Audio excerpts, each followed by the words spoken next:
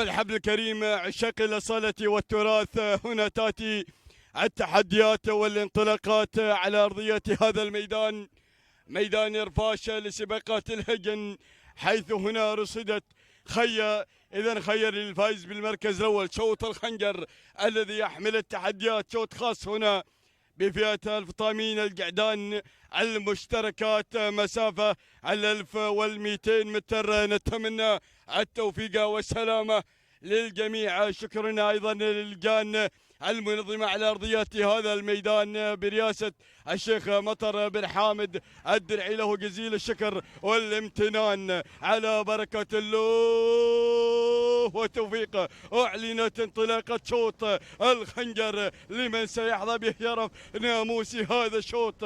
هناك الرمز المنتظر للقعدان الفطامين. نسير مع البداية مع المقدمة شاهين، من ياتي على البداية محمد بن سعيد بن خليفة الدرعي يقدم شاهين، يبحث عن ناموس هذا الشوط ويبحث عن الخنجر المرصودة للفائز بالمركز الأول. المركز الثاني شاهين علي بن معيوف بن سرحان الدرعياتي المركز الثاني، والمركز الثالث شبابي سعيد بن علي بن مبخوت الجنيبياتي على المركز الثالث. ايضا الوصول مناور سليمان بن ناصر الدرعي، لكن اعود الى شاهين والبدايه مع شاهين. الله الله الله، شاهين محمد بن سعيد بن خليفه الدرعي يطير مع شاهين على البدايه الاولى. الله يا اول اشواط القعدان المشتركات، ولكن حذاري ارصد الشبابي قادم بكل قوه سعيد بن علي بن مبخوت الجنيبي، لكن اعود الى شاهين